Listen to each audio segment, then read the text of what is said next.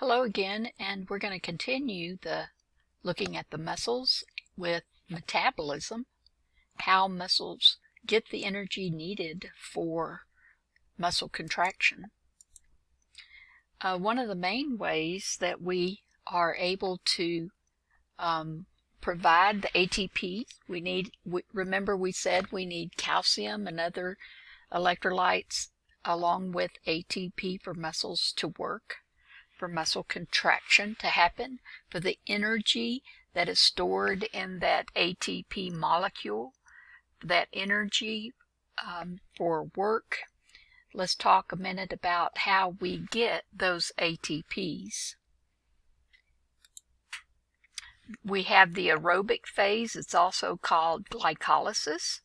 It produces very little ATP. So you have a glucose molecule that comes in here. That glucose molecule, C6H12O6, it's decarboxylated. Some of those carbons are taken away, and we know that carbon dioxide, some hydrogens with high energy electrons associated with it are carried off. But this is the anaerobic phase, and anaerobic phase means that there's an absence of oxygen, and it allows ATPs to be made without oxygen. So for one glucose molecule, it will produce 4 ATPs. But wait a minute, this says 2. Well, to get this kick started, we have to have the energy from 2 ATP molecules. And so it takes 2 ATPs to make the 4 ATPs, yet there is a net gain of 2 ATP molecules. One glucose molecule produces 4 ATPs, but 2 ATPs are needed to get the thing started. So for a net gain of 2 ATP, glycolysis, 2 ATP molecules. That's not very much, and that is spent very quickly. The good thing about this is that it is anaerobic respiration. When you're exercising, you get into oxygen debt. You don't have enough or sufficient oxygen, so glycolysis happens to produce ATPs quickly, though it does not produce very many. The bad thing about this, if you don't have enough oxygen, then this pyruvic acid here will become lactic acid, has hydrogens that are returned to it, and it becomes lactic acid. And that lactic acid is stored in the muscles and the liver and all. And our liver helps to break some down when you oxygenate. And but if you are using your muscles a lot, you get into oxygen debt, and sometimes it causes muscle fatigue if you have a buildup of lactic acid. And if you don't cool down after strenuous exercises, it also makes your muscles sore. That's the anaerobic phase. The aerobic phase is the citric acid cycle, is one name, or the Krebs cycle you might have heard before. It produces the most amount of ATPs. It is the aerobic phase, so it requires oxygen for this citric acid cycle to turn. So this begins in the cytoplasm of the cell, the anaerobic phase, glycolysis. We have that in this picture right here. Here's the cytoplasm. The anaerobic phase, or glycolysis, occurs in the cytoplasm. And then, if oxygen is present, then the whole cycle moves into the mitochondria, and this is representing a mitochondria, the cristae of the mitochondria. In the citric acid cycle, you produce another 2 ATPs, and then the electron transport chain will use even 32 more, so you get a total of 36, sometimes as many as 38 ATPs from one glucose molecule. But in the aerobic phase, it produces the most, and that myoglobin will store the extra oxygen, so the muscles can actually carry on the aerobic phase with that stored oxygen. It's interesting to know that when myoglobin, that protein in those that muscle, has more oxygen, it will be a brighter red, just like a red blood cell. If it loses the oxygen on the hemoglobin, that protein that carries oxygen, the blood becomes bright red.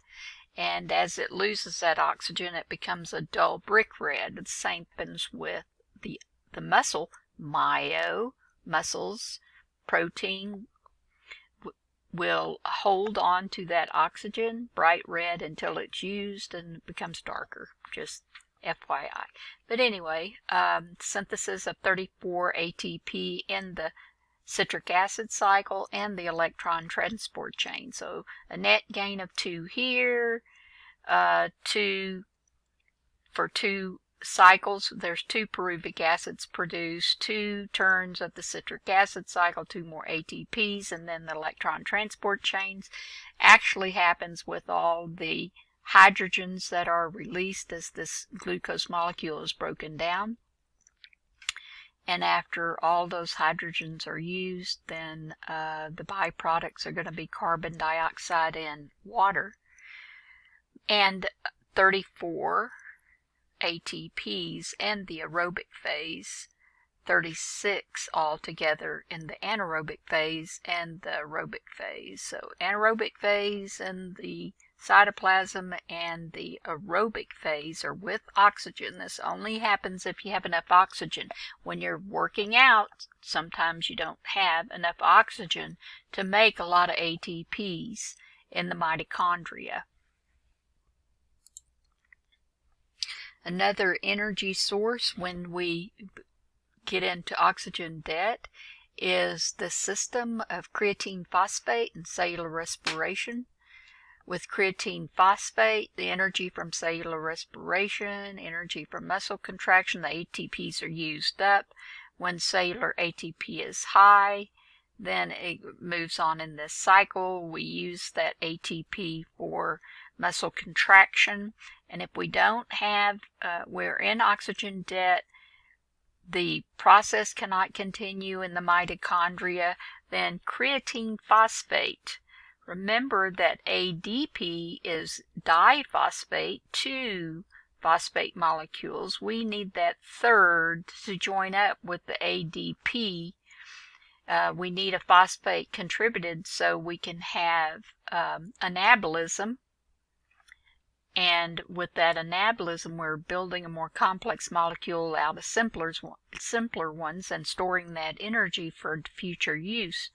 So that ADP becomes phosphorylated with creatine phosphate. So the creatine goes off to join up with another phosphate, and the cycle happens over and over. So that's another energy source for ATPs, is creatine phosphate. Stores energy quickly, converts ADP into ATP. Okay.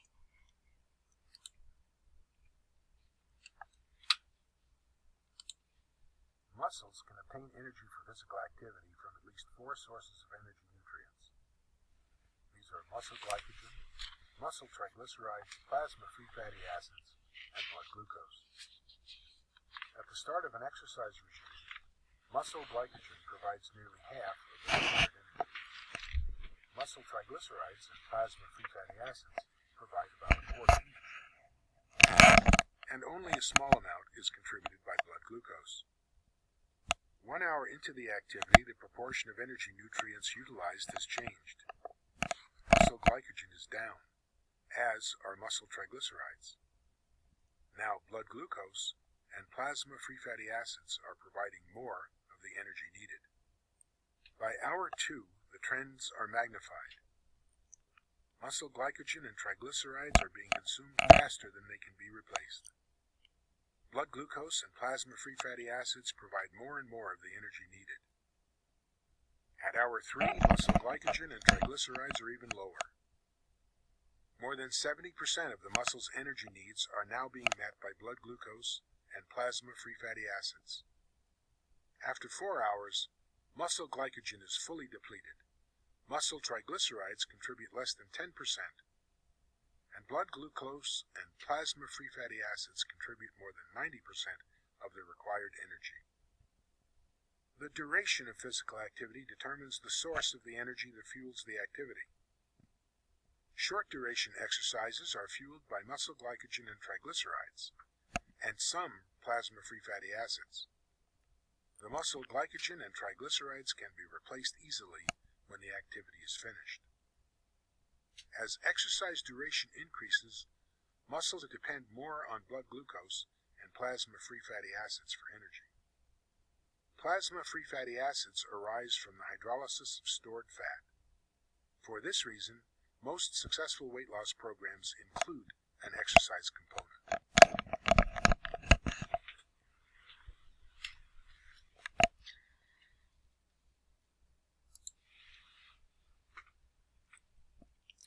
Now, to go with the last little video that we just watched. So if an athlete is going to participate in an event like a 100-yard or 100-meter dash in a track event, or a 100-meter swim, they can get quick energy by taking on those monosaccharides, honey, or fructose from orange juice or honey, or anyway, those things that provide that glucose, fructose, galactose that are easily broken down and many ATPs made very quickly. Now, the disadvantage to that is that these products are broken down very quickly. ATPs are released, ATPs are used up, and then you run out of that fuel source. So an athlete that is going to participate in a marathon or a football game or a soccer game where they're going to be very active for a long period of time, then you might find them the night before eating at an Italian restaurant with their plate full of spaghetti or several plates and maybe pizza, something that's very high in carbs and starches. You know, starches are many sugar molecules in a long chain. It takes a long time to break those down into the kind of sugars that we can use, the monosaccharides. And so they begin to break down with the digestive process these polysaccharides, many sugar molecules together, into monosaccharides eventually. So they can use all those monosaccharides from that meal in that long-term physical activity. Now this slide shows us those the three ways we can get ATPs for muscle metabolism. Some ATP is stored in the resting muscles as glycogen. As contractions start, it is used up in just a few seconds, and then more ATP is generated from creatine phosphate, and this lasts for about 15 seconds. And then with anaerobic respiration, each glucose molecule produces a net gain of 2 ATP with 2 molecules of pyruvic acid. If oxygen is not present, if there's no oxygen, then that pyruvic acid gains back some of those hydrogens that were taken away and becomes lactic acid. That lactic acid can contribute to muscle fatigue and soreness. With aerobic respiration, if in your activity you have enough oxygen, aerobic respiration, you can produce more of the more ATPs. In aerobic respiration, the breakdown of glucose and the presence of oxygen in the mitochondria, you produce carbon dioxide and water and ATP. About 95% of the ATP required for resting and moderate active muscles is provided by aerobic respiration. This provides the most, which takes place in the mitochondria. So from blood glucose, pyruvic acid, and fatty acids help to contribute to the citric acid cycle and then the electron transport chain. some amino acids from proteins and all will plug in somewhere in that cycle, the fatty acids and somewhere in the amino acids from proteins, if you're on a high protein diet, can plug in here and provide some ATPs also. And when you're working out, that marathon runner or somebody who's just out for a jog or somebody who hasn't been working out and haven't built up the muscle strength or endurance, they get into oxygen debt. The amount of oxygen needed by the liver to convert lactic acid to glucose. Our liver helps us to do this, and this is a good thing. The liver helps convert glycogen to glucose. When we take in a certain amount of glucose, we can store some of that glucose in our muscles in the form of glycogen, and then our liver helps to convert that glycogen to glucose. It also helps us to convert the lactic acid back to glucose so that we can use it if we get into oxygen debt. That is why it's important to cool down after exercising, so that return of oxygen can help our liver to convert lactic acid back to glucose, so you don't have muscle fatigue and soreness. And here we have some ATPs, glycogen broken down into glucose, and it produces in the aerobic phase, anaerobic phase, and glycolysis. It's converted to pyruvic acid. After it loses the carbons, it's decarboxylated and becomes pyruvic acid. And if oxygen is not present, then it becomes lactic acid and is stored in the liver to be converted back when oxygen returns. Also, energy, it's a cycle, so that lactic acid can be converted back into glucose and pyruvic acid so that we can break them down for more ATP. And it happens with the liver. Oxygen debt, when oxygen is not available, glycolysis continues, and pyruvic acid is converted to lactic acid because no oxygen is available. The pyruvic acid, glucose, C6H12O6, loses carbon and it joins up with an oxygen for carbon dioxide and some hydrogens to become pyruvic acid. Those hydrogens are carried away with carrying enzymes, coenzymes. If oxygen is not available, those coenzymes give those high energy hydrogens back, and when that happens, it becomes lactic acid, and then it can be converted back to a pyruvic acid and ATP made when oxygen levels are restored. Liver converts the lactic acid back to glucose, so you can take advantage of it. Muscle fatigue, when ATP production cannot keep up with demands. Physiologically, inability to contract will happen. Lactic acid, it is an acid. With the buildup of lactic acid, there would be a pH imbalance, and this would continue. So an athlete experiences less muscle fatigue because he produces less lactic acid. So an athlete who's in good shape, he's bulked up his muscles, he's streamlined that metabolism, he produces less lactic acid, therefore he will have less muscle fatigue.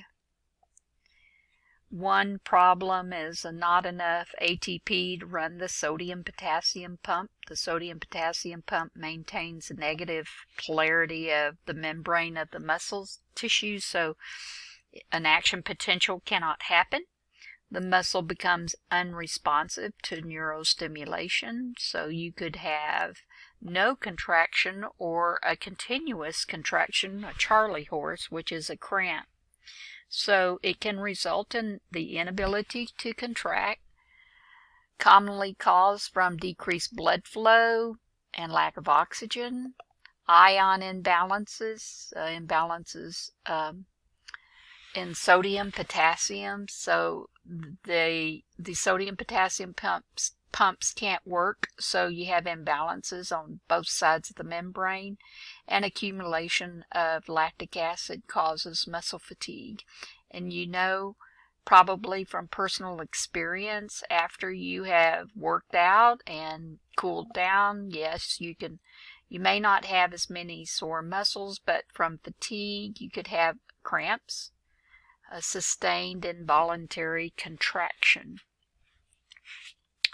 Another job of muscle contraction, the byproduct of energy or activities, is heat production. It is a byproduct of cellular respiration, is heat production. Muscle cells are the major source of body heat. The blood transports the heat throughout the body. The skeletal muscles are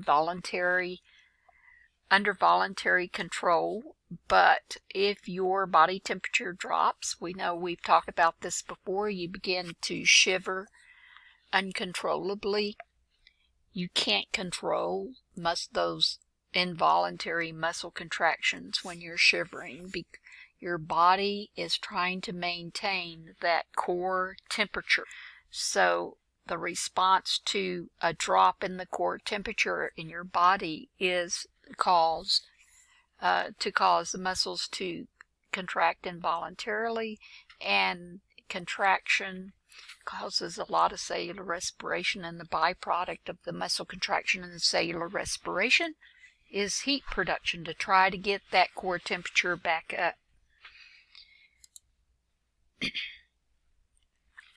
Muscle responses. Threshold stimulus is the minimum strength required to cause a contraction. Now, when we get to the nervous system, we're going to see more information on the firing of a neuron, but the firing of a neuron and a muscle contraction work very, very similarly. The whole process is very similar. You're going to have a depolarization of the membrane, and things are going to begin to happen. So threshold stimulus definition is the minimum amount of energy required to cause a muscle to contract. The minimum amount of energy required to cause a muscle to contract. Now, when a muscle contracts, a twitch, you need to know about a twitch, is a single short-lived contraction followed by relaxation. So let's look at the parts of a muscle contraction. This graph here is recording a muscle contraction. An NST with a fetal monitor when a woman goes into labor, a mom goes into labor, is called a non-stress test. It will be strapped around the abdomen of the mother. It is recording her contractions, the length and strength of those contractions, the time period between the contractions is all recorded by this fetal monitor in this non-stress test, and the little strip read off will look very similar to this. It's recording the muscle contractions in her labor. A recorded muscle contraction starts with a twitch that is a single short-lived contraction followed by a relaxation. And then there is a latent period. So here we could have a twitch with a latent period where you don't have another contraction. There's a period of time where between the application of a stimulus and a response. Then you have a period of contraction, and you can see contraction is becoming more intense, the tension of that muscle, and then it reaches a peak and then goes into a relaxation period. Okay, so the latent period is the time between the application of the stimulus and the response, the period of contraction, the period of relaxation, and then the refractory period. Okay, the refractory period is the time following the stimulation, during which the neuron or muscle fiber will not respond to a stimulus.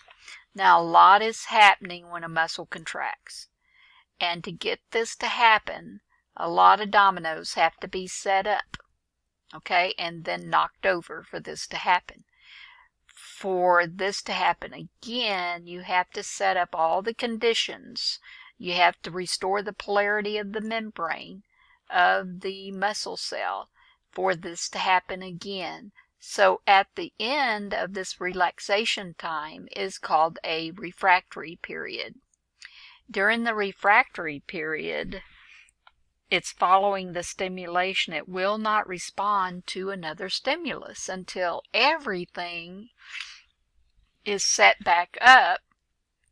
You have the calcium in place, the sodium, potassiums, and all the things needed for that muscle contraction to happen again. That action potential has all be set up again. So during refractory period, that's what's happening. Okay, an all or none response means it's a phenomenon in which a muscle fiber or a neuron completely responds when it is exposed to a stimulus of threshold strength, enough to start this process. Summations. We talked about twitches. They're temporary, a process by which individual twitches combine. It produces the sustained contraction. So here we have a series of twitches and relaxations. Okay, they become closer. These twitches become closer together and more intensity until you have a tetanic contraction. Okay, a sustained contraction of that muscle. So the wave summation, this is called summation, is tetanic contraction or tetanus. T-E-T-A-N-U-S is decreasing the time between stimulus, where you have one twitch after the other, and so there's decreased time in between, and identical stimuli increasing the strength of the contractions, and so they all blend together.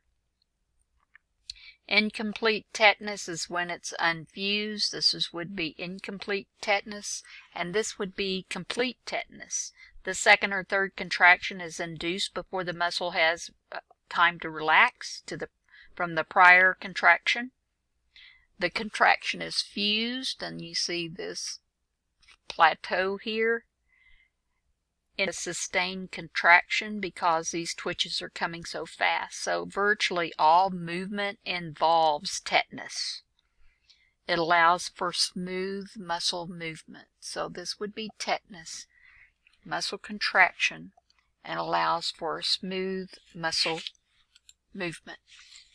Now, for muscles to work, you have to have the recruitment, increase number of motor units activated. The whole muscle is composed of many motor units. As intensity of the stimulus increases, recruitment of motor units continues until all the motor units are activated. This allows for graded responses, as we mentioned before, and variations in degrees of contraction. The minimum amount of motor units would be a very light, even twitches or light contraction, until you have a greater degree of contraction when you have more and more motor units contracting. It can be graded by changing the frequency of the stimulation or by changing the number of the motor units activated. And you could include the site of where those motor units are found. Okay, ideal length of a sarcomere. We've talked about the length of the sarcomere before. You have this in a relaxed muscle. We call this right here the H zone. Okay, here's a sarcomere. This is going to be the Z line. There is the Z line. And so here's a relaxed muscle. So as the muscle, as you relax that muscle, you have no cross bridging, and so no apparent movement on this graph here. As you recruit those motor units, then you're going to have an increase in the tension, the contraction of that muscle until it hits a peak where it's 100% contracted. And then you have the increased length of the sarcomere. Here it's very short, no H zone. Your I bands become more narrow and no H zone. And then as it relaxes, that muscle relaxes, then the H zone will reappear and there becomes a greater length between the two, and the sarcomere is at its resting length. They produce maximum tension when thick and thin filaments overlap between 80 to 120%.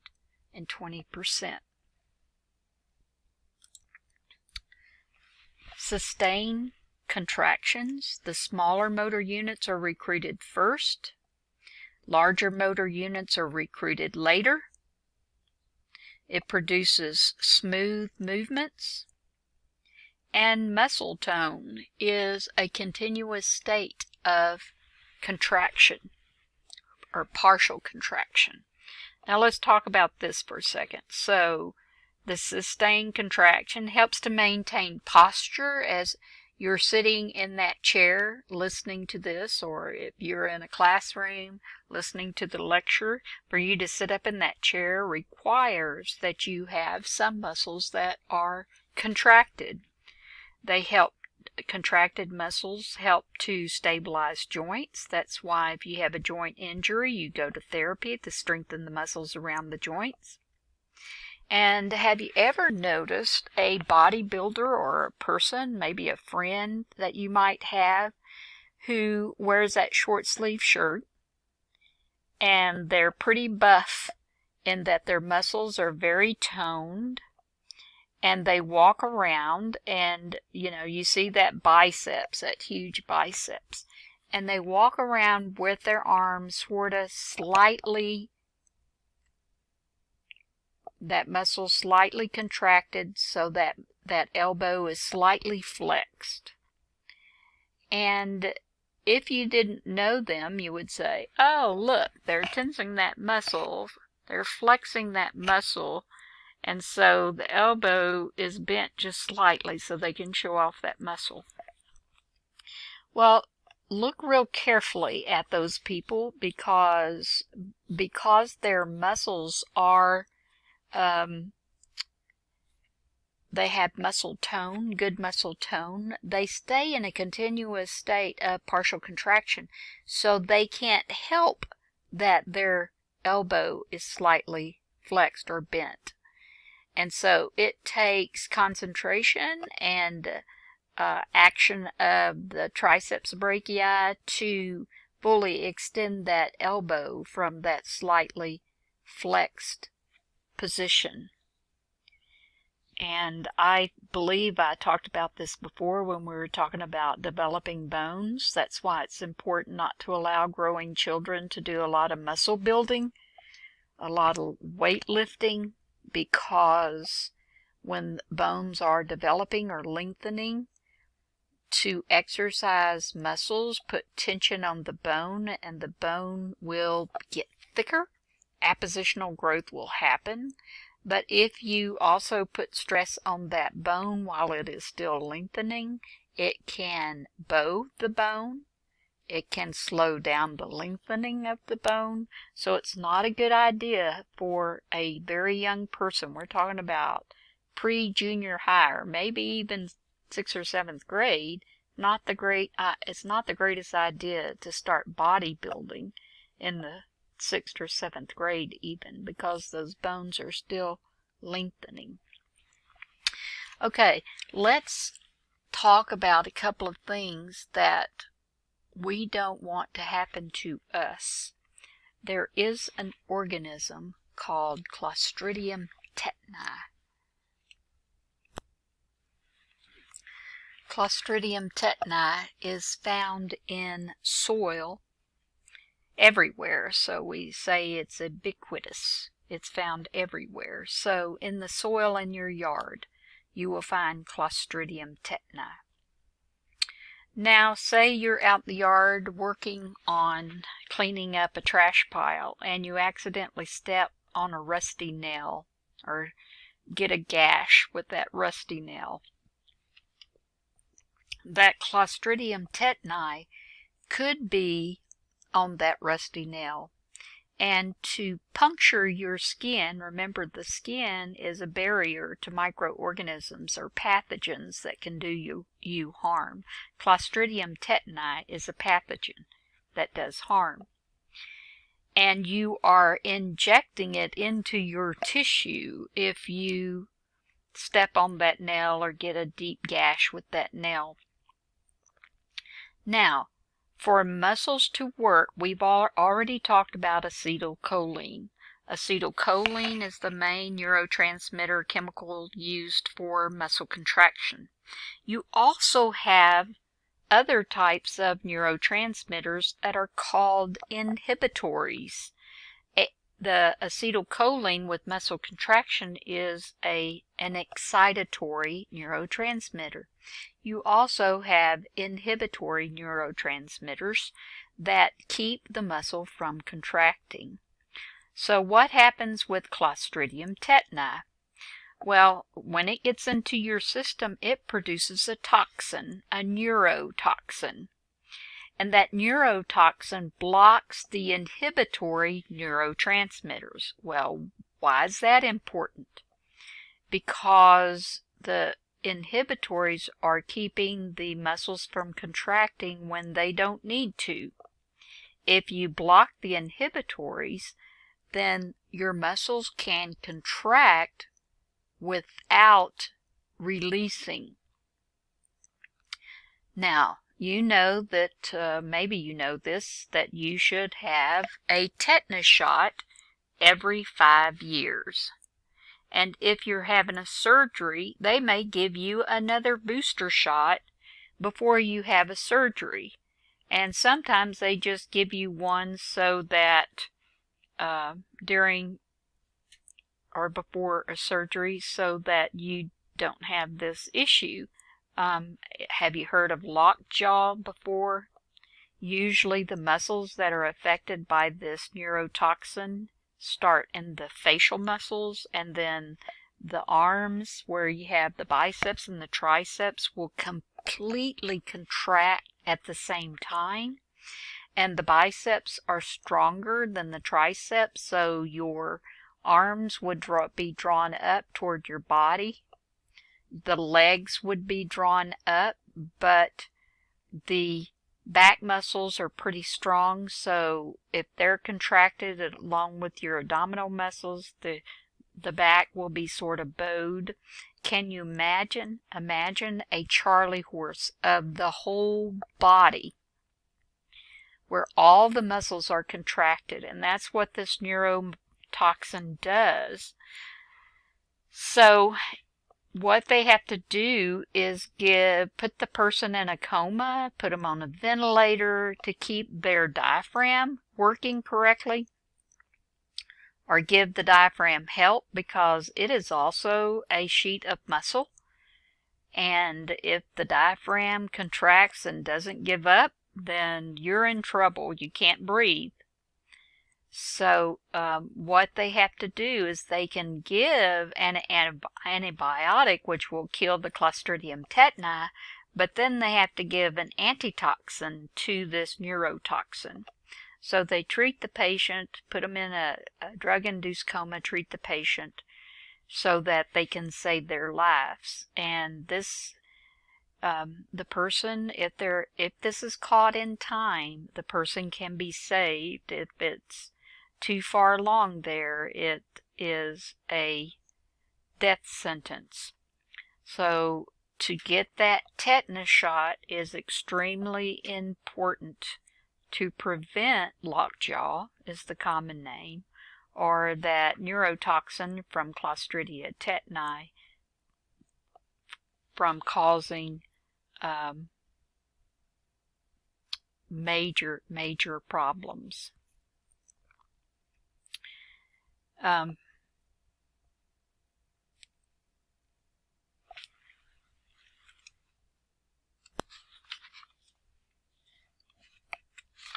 It prevents the muscle from contracting a inhibitory neurotransmitter by blocking the nerve impulses to that muscle.